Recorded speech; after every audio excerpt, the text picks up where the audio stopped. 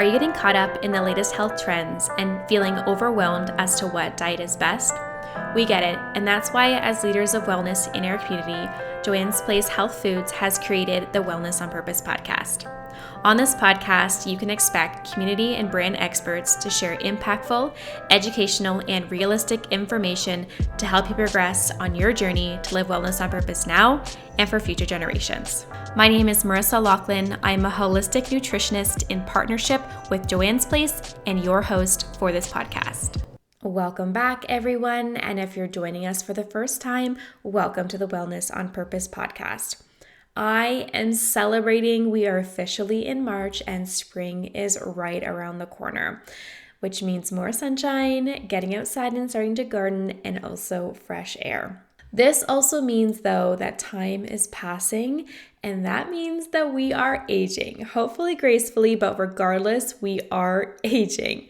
Which brings me to today's podcast topic, aging, but specifically cellular aging. I've asked holistic nutritionist and product educator from Flora, Dana Remedios, to join us again on the podcast to share her knowledge on aging. So let's jump right into it and welcome Dana back onto the podcast. Hello, Dana. Welcome back to the podcast. How are you doing today? I am doing terrific. Thank you, Marissa. How are you? I'm great. Thank you. Thank you so much for joining us again on the podcast. Before we chat a little bit more of today's topic, I would love for you to introduce yourself and tell our listeners a little bit more about you, yourself, what you do at Flora, and also for our listeners who might not be familiar with the company Flora, who are they? I'm Dana Green Remedios. I'm a Flora product information specialist and holistic nutritionist. And I'm really proud of working at Flora in outreach and education because they're a Pacific Northwest company that I've been using their products since well before I worked here. And they're owned by a very nice man, Thomas Greither, who's a lifelong vegetarian. His family has been in the health food industry for more than a century back in Europe. And Flora has been making things like herbal teas and unrefined seed oils, as well as botanical medicines and standardized and full spectrum extracts for a number of decades now. We even do now nutrient powders and like with fruits and vegetables. And what I really am proud the most about working for the company, or the reason why, is because the strict standards that Flora has with quality control and testing of all of the raw materials, screening, everything, and just being really focused on quality for the customers. I've said this multiple times on our podcast, the quality of your supplements and the investment that the companies put into supplements is so important. And I think it's really important for everyone that's listening right now to look into the company that you are investing in and your products and really look at what they hold to their standards in terms of certifications or how they're manufacturing their products. So I know Flora, you've been a part of Joanne's Place for years. I think actually since the beginning. Auda and I were talking about this the other day. So definitely a very well-trusted company. And I'm so looking forward to diving into today's topic with you, which is going to be aging. And some people see this as a dirty word, but it's inevitable. We are all going to age. We're all aging right now.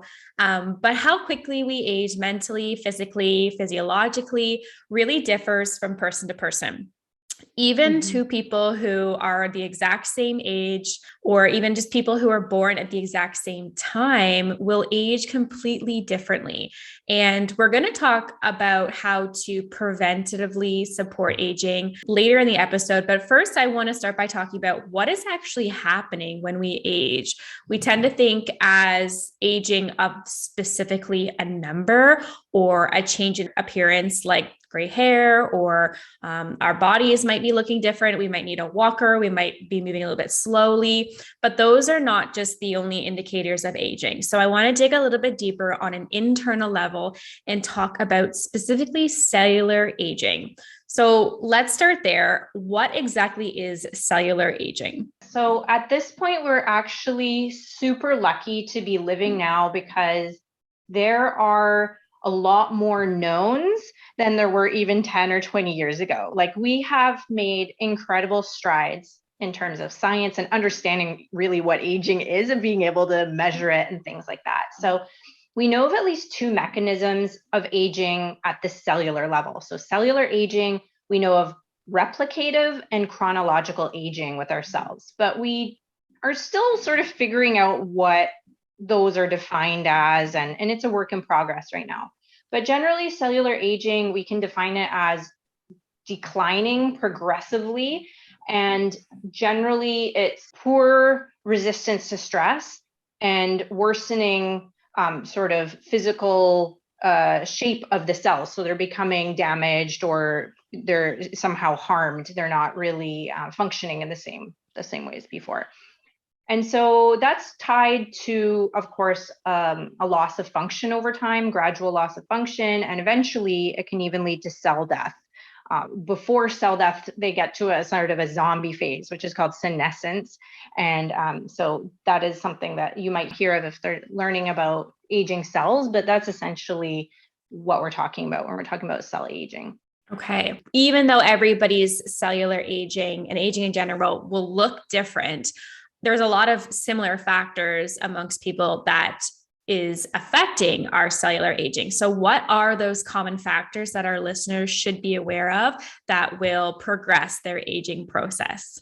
For sure. We just talked about like replication problems and then like physical problems with the cells, and that damage, it usually comes from some major culprits. There's maybe 4 or 5 of them. We know now that free radicals, inflammation, glycation, and stress are probably the biggest culprits. And when we speak about stress, we mean, physical, chemical, like a bunch of different types of stresses. So when we talk about free radicals, it's really anything that's an oxidant. It doesn't have to be a radical oxidation molecule. It just has to be something similar to that. So basically, in the course of normal metabolism, the function of the cell being carried out, or when they're attacking from an immunological standpoint, bacteria or viruses, these oxidants can be produced. And it's just a natural part of our function, but it can add up and end up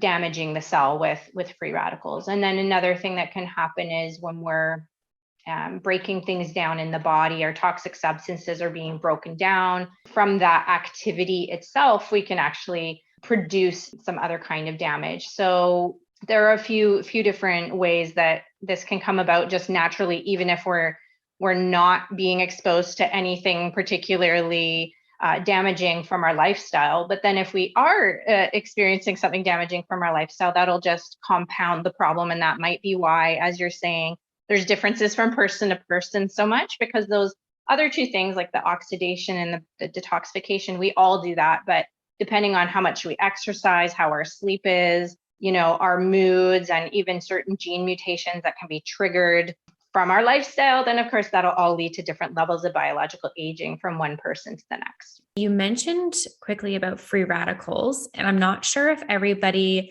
knows what free radicals are, and that some people might see this and think it's not a big deal, but I'd love for you to explain a little bit more about what free radicals are and what they do or what their purpose is in the body. Our different cells have energy charges, and those rely on electrons. And free radicals are basically molecules that are unstable in terms of their energy. So I like to say, just like hurt people, free radicals are similar in that in seeking to stabilize themselves, they go out and destabilize others. So they go out and try and stabilize their outer energetic ring, but that causes cell damage to other cells because they seek parts of those other cells to fix themselves. And so it causes a cascade or a kind of a chain reaction of instability of all of the molecules in the body, and that causes oxidative damage, and the cells are then fatigued and actually aging, and eventually, if there's enough of those cells, it will add up and cause disease. So free radicals aren't a minor problem. They can be quite serious. And what is actually happening at the cellular level that's causing us to become fatigued and age because of the free radicals is that the damage that's done at the beginning of the cascade, it will actually contribute to the energy factories within the cell, the mitochondria, being impacted in a way that they can't create energy for us anymore. And so when the energy is lacking in the cell, it can't carry out its functions properly. So it's not only do we feel tired if enough of those, we have enough of those kinds of cells in our body, but the cells themselves are not able to really function properly. And we start to get dysfunction, which can lead to disease. Okay. So all in all, we want to not have a lot of free radicals in the body then. Clearly, yeah, that's exactly perfect. Yeah, we want to eliminate the free radicals either by avoiding having them in the first place or by actually stabilizing that outside energetic, electron ring that they have. In the previous question also, you mentioned that like detoxification, oxidization, those are things that everybody does naturally. But what we know is detoxification can still look different for a lot of people, depending on how many things are coming into their body or how many things maybe are not going right in their body that can inhibit detoxification. So would you say that having proper detoxification does or does not have an impact on slowing down the aging process on a cellular level? Oh, 100%. Yeah, we have found that there are a lot of different ways that it will have an impact. So the science is looking at different areas of impact that toxic load has on cellular aging, and our ability to detoxify protects our cells from damage and therefore from aging. And that's probably one of the reasons why it's built into our physiology. And we have one of our biggest organs dedicated to that job because it is so important. So one of the ways that it can impact us is that detoxification actually stabilizes free radicals. One of the things that it can do is chemically alter toxins to remove them from the body. And that actually reduces the overall burden of those damaging compounds in our body. So that's really important. Another aspect of detoxification that's going to impact the rate of cellular aging is how well you're fully and completely detoxifying. Because if you only go through phase 1 of detoxification and then you kind of stall out during phase 2 or have incomplete detoxification, you don't complete it thoroughly, then the toxins that are in the body at that point are actually even more potentially damaging than what you started with. So stalling in the middle of a detox is really can be quite harmful. So full and complete detoxification is really important, and supporting that can be really helpful for our health and aging. And then thirdly, I would say that we need to basically quench free radicals and clear them from the body in order to reduce the damage that they can cause. A lot of what's happening in the process of detoxification is quenching those free radicals with antioxidants. And there are a lot of things that we tend to do if we're following a detox protocol, whether it be, I don't know, dietary or, supplements or something that's adding antioxidants. Even exercise can give us, provide more antioxidants, and that can help us to neutralize those free radicals. And it can be really just calming sort of to the whole process of damage and inflammation that might be going on. So we know we want to reduce our free radicals. And one really great way is obviously making sure our detoxification pathways are working optimally. And we actually sat down last year on a podcast and we talked about whether or not the body was capable of detoxifying on its own. So if our listeners have not checked out that podcast, I'll leave it in the comments below. It's very, very informative. But one thing we can say is that there's so many things that play a factor in eliminating and causing some congestion in the body, which may resemble not a proper detoxification. So for our listeners today, can you tell us quickly what are some cues that our listeners should be aware of that would indicate that their detoxification pathways were impacting their cellular health in the way in which they weren't detoxifying properly? Great question. So, right at the beginning, you said we tend to associate aging with certain signs, like maybe gray hair showing up or something. That can actually be a sign that we're not detoxifying very well. For example, hydrogen peroxide is normally one of the things we quench through antioxidants produced in the body, and that's part of the body's natural process. And if we don't take care of that or neutralize it and it comes out through our scalp, it can actually create grayed hair. So there are some things that we look at that tend to indicate that we are not doing a great job. And fatigue is a really, really common one, but unfortunately, it can be hard to tell if it's because of cellular toxicity, because there are a lot of reasons we might be fatigued these days. Another sign that I look for tends to be skin rashes, because yeah, it just means maybe something's not clearing out through some of the other eliminating pathways in the body. It's coming out the skin and causing irritation. So if the liver's really overwhelmed, or it's really not able to contain all of the toxins and it kind of spills out, I find that it's more likely to get into the lymphatic circulation and cause that kind of problem, like bumps or irritation, that kind of thing.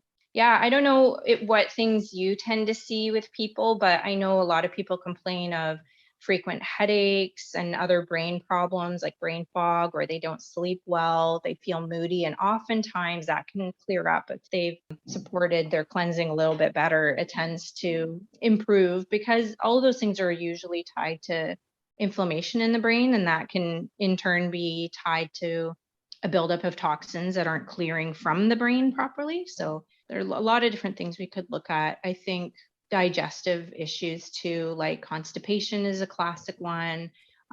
Seeing too much color in your urine means, of course, you're not necessarily drinking enough water. And then if you're not really sweating freely, or you have a lot of smell or odor coming out of your body from your mouth, or even in your perspiration or your stool, that's potentially a sign of congestion as well. Yeah, those are all signs I see a lot of, especially right now. I think just, all of the things that have changed in people's lifestyles, maybe people aren't prioritizing certain things, but constipation, a big one. Another one, too, is a lot of coating on the tongue, a lot of buildup through the digestion. So, yeah, those are all big symptoms. And unfortunately, are really, really common. So I think a lot of people do struggle with proper detoxification. And when we're talking about detoxification, it doesn't necessarily mean like weeks on weeks on weeks of heavy duty detoxification supplements. So we're going to talk about that in a minute, but I know some people get a little nervous when we talk about detox, but it is something that we need to make sure is optimally functioning for the rest of our lives, essentially. So professionally, what is your recommendation for somebody who may be struggling with some of these symptoms that we talked about that could indicate their detoxification pathways are not working properly? Yeah, I think that's really important to address, that it doesn't have to be anything super drastic. That is it could be as simple as getting more water in. Even if you don't like drinking water, you can have more water filled foods like fresh food, and that alone can be really helpful. Even just having more produce with more fiber in it, like you say, to kind of relieve that constipation. That's really important, because the way that we get rid of waste, we can think of those as our pipes that go out, and we want those pipes to be open. So if we have congested or clogged pipes, like you were saying, it's really a problem, because the waste or toxin in the body can start to build up. So opening up the body's pipes, the drainage, the cleansing pathways is really, really key, but it doesn't have to be complicated. It just means getting everything flowing out, the urine, the feces, the perspiration, the breath. It can be as simple as trying to remember to breathe. Having a fun activity in your calendar, like having more saunas, something like that, to get things moving, can be really helpful. Certainly we can use products that help with those things. There are herbs that can help us. They're diaphoretic, meaning they get us sweating, or they're diuretic, meaning they encourage more urinary flow. They might support our lymph flow or be gently laxative to help to move the bowels. You don't necessarily need to have a harsh laxative, but something gentle. I really like fluorescence because it's really balanced between those different types of herbs. But once the pathways are open, however you do that, you're going to feel better, essentially. So that's the trick. Yeah. I just want to quickly explore the fluorescence a little bit because I'm actually about to start taking it. I've taken it a couple times before, but it's been a while. So I know that it's been a product that's been around a long time. And I'd love for you just to quickly run down like what is in the fluorescence that kind of really helps us support a gentle detoxification using this product. And what is it? Like, how would someone use this product? So what it is a tea concentrate. So it's like you've received a tea that's already prepared, but it's made several times more concentrated than a regular herbal tea. So when you put it into your mug, you add the hot water to reconstitute it back to kind of a normal concentration of tea and sip it. So really easy. And when you look at it, you easily underestimate it because it looks quite mild. It tastes very mild, but there's a lot of herbal matter in there. And the 8 major herbs that are in there all work together very well to make sure that you have a balanced effect in the body. And that's one of the things that I think is my favorite, and maybe why a lot of people come back again and again to use it, is because there's no one aspect of the cleanse that's a lot stronger than the others. You feel like it working all the way through your body on all these different aspects of elimination from the body. So there's burdock and slippery elm and sheep sorrel, blessed thistle. And blessed thistle is, like other thistles, really good for the liver. But a lot of these also have, like the burdock and the slippery elm, have mucilage that coat and soothe the inside of the digestive tract. There's rhubarb, which is a bit of a laxative in there. And there's some nutritive herbs like watercress, which is just loaded with nutrients, and kelp, which has some good ones as well, and has alginates, which can kind of trap metals. That's what seaweeds do in the ocean. That's what it can do in your body as well. So they all work together to give you these different benefits. And when we've looked at the formula to figure out what polyphenols are in there, that's when it gets really interesting, because there's a lot of ones that are being studied for anti-aging too. So it ties back into this conversation, like luteolin and apigenin and quercetin, and some of these really cool plant compounds that you don't need to remember if you're listening or be intimidated by it, but just know that they're acting on different portals in the body to get things functioning really well. That's amazing. Yeah.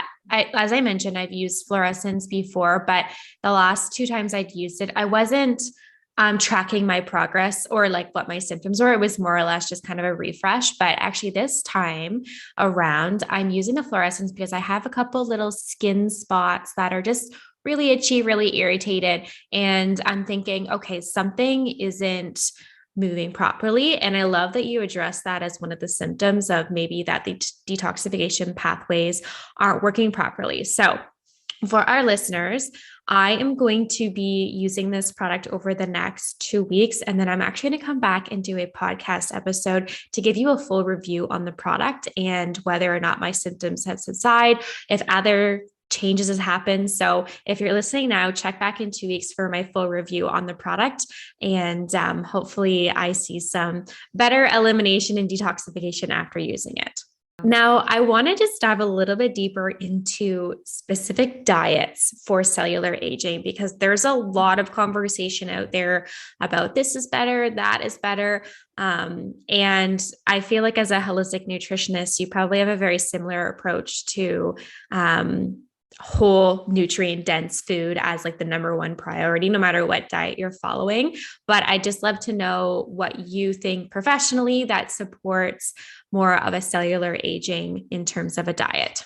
Yeah, that's a great question. I I do think that people can follow whatever diet it is that they found that works the best for them and their body and their lifestyle and their beliefs. So that's perfectly, doable, and still you can work towards incorporating some of these anti-aging foods, because there are so many to choose from.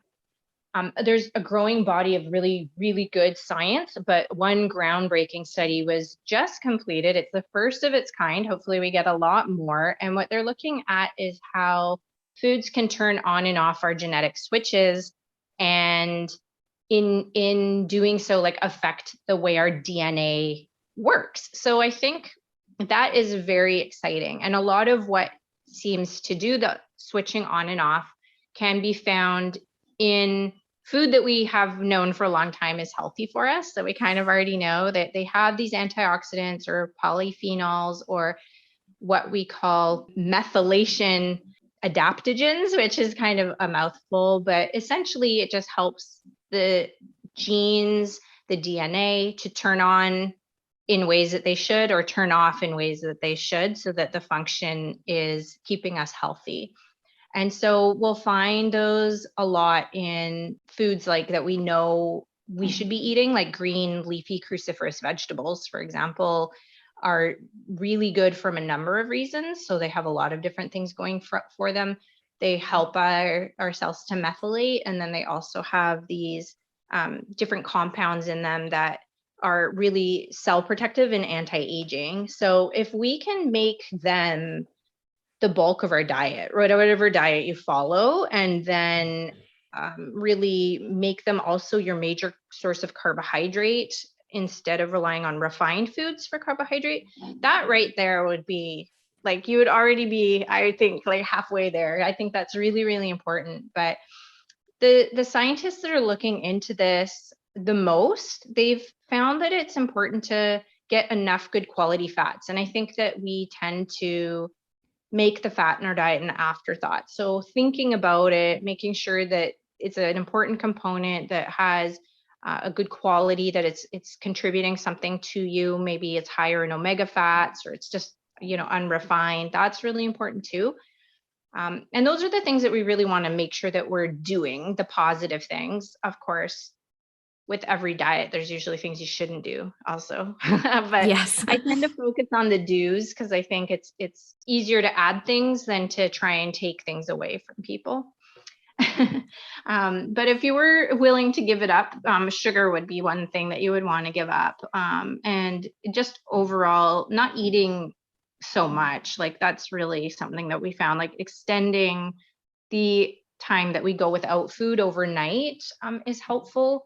And essentially trying not to overeat can be really important. But it doesn't mean that you have to give up your favorite foods, because a lot of them, the things that humans have been eating for a long, long time, are really good for us. Chocolate, berries, well, that's my personal favorite, is berries, but coffee and tea and even red wine, they have a lot of really helpful compounds. And so it's okay to keep having those. And if we are willing to eat some of the things that generally aren't favorites, like liver or mushrooms, for some people aren't a favorite. Buckwheat is kind of not something we think to eat all the time. Those have been shown to activate certain parts of our cells, like our sirtuins, which are proteins that turn on parts of our cells that might help us stay young. So Yes. I'm so happy that you mentioned chocolate on that list. And I think a lot of listeners are going to be happy to hear that. But I'm sure you want to specify as well. We're talking dark chocolate, good quality, high dark chocolate here, great in antioxidants. So it's a little more of acquired taste, but it's a process. So if you're someone who's listening that really likes milk chocolate or white chocolate, start to work towards more of that dark chocolate, and you're going to get so much of that antioxidants and good quality nutrients from that to support aging. So what about our daily habits? Are there some things that our listeners should be doing on a daily basis that can slow the aging process down?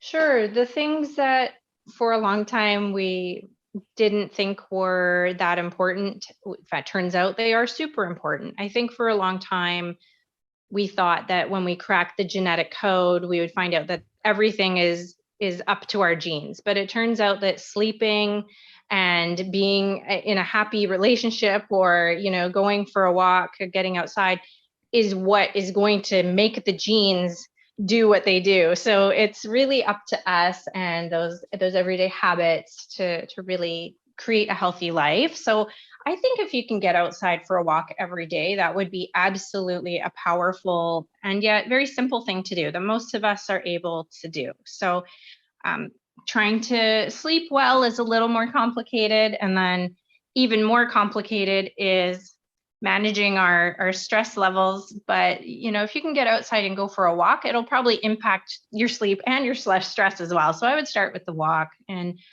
then work your way up to things like managing your stress by, improving your situation in your life with maybe communication or work choices or your schedule. If those things are not in your control, you can take 5 minutes twice a day just to breathe. And that's been shown to be super, super helpful, especially if you do certain types of like slower breaths in and out. And then, of course, reducing toxic exposure as much as you can. There's a lot that we can do in terms of, things that we mentioned on the last time we were together. Of course, you mentioned clothing as being a big one. I think that was a really good point. And I think other things in the house like furniture and carpet, our personal care products, and of course our food. We can be careful with what we expose ourselves to, and then again, just facilitating the removal of what we are exposed to, either by just making sure, again, that we're getting enough water and fiber, or doing whatever natural means are available to us to help us with that aspect. Yes, those are all good points. And as you said, like start with one thing. If it's just the walk, start there. If you maybe have an exercise routine down, but you need to look at your sleep, start with one small aspect of your sleep. Maybe it's going to bed earlier, because sleep, stress, movement, those are all really, really big pieces and foundational parts of our wellness journeys. No matter what conversation we're talking about, whether it's aging, detoxing, energy, hormones, sleep, stress, those are huge. Those impact all of those things. So really prioritizing that in your daily routine. Now, I have one more question for you. A really big supplement category that is promoted for anti-aging is antioxidants. And we briefly touched about this in foods throughout today's episode, but I want to know, do you think this is the magical answer to aging gracefully? Great question. Well, you just mentioned the importance of exercise, and antioxidants don't only come from supplements. They do come from things like the exercise that we do. We can make them in our body. Depending on how we're living, we're going to do a better job of that than, or maybe not a better job. So we can control some of that even without taking a supplement. But if we look at those key things that impact aging at the cell level, they do include free radicals, inflammation, glycation, and stress. They all push that aging along. And we know that antioxidants don't solve everything, but they do help with free radicals. They do help with glycation.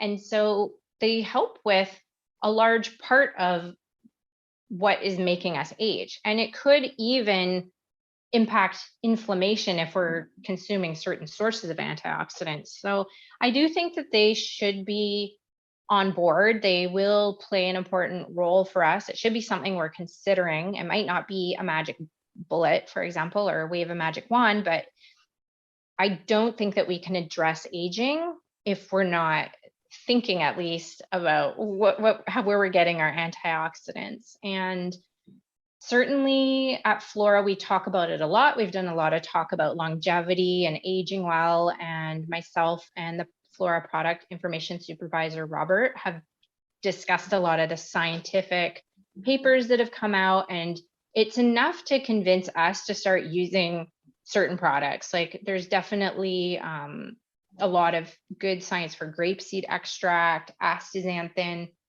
There are a lot of ones out there, resveratrol, things that we've known can impact aging. I like the grapeseed extract and astaxanthin because we know those get up into the eyes and the brain. And I really don't just want to maintain my appearance or like my physical function, but like my brain function, my eye function. And I believe in turmeric. So I'm definitely, consuming quite a bit of that. So I think it's important when we talk about antioxidants, we're not trying to rely on one antioxidant to do everything for us. I think that would be a mistake because you want a lot of these polyphenols, a lot of sources of different types. And I know that it's going to affect us on many, many levels, not just directly impacting our cells, but also impacting our gut bugs because they respond to these compounds too, and they're really important to our health. So I do really think that it should be something that we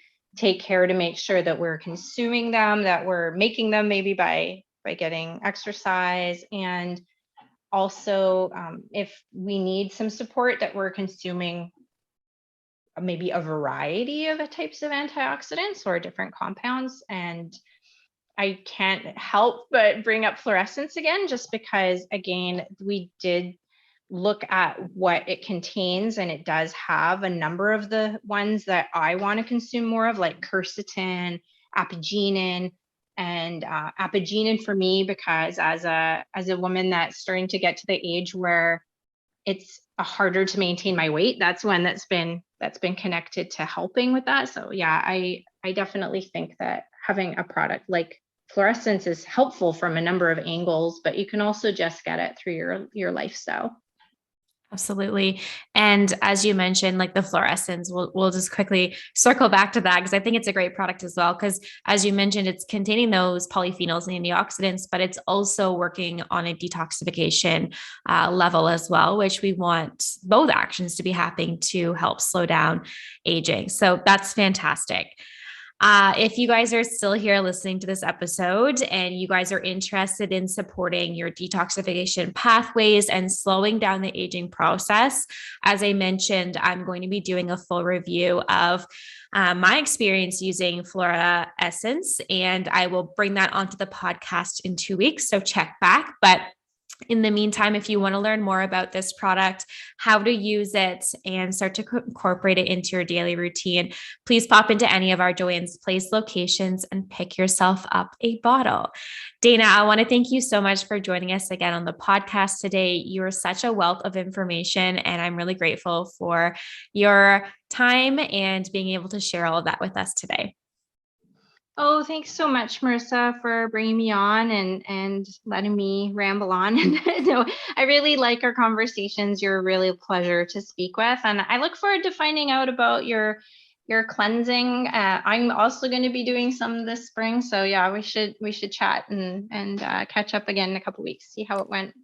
If you guys are still here, thank you so much for checking out today's episode. You know what to do now. Be sure to subscribe to our channels so you're notified as soon as a new episode is released. And also find us on social media and share that you are listening to the Wellness on Purpose podcast.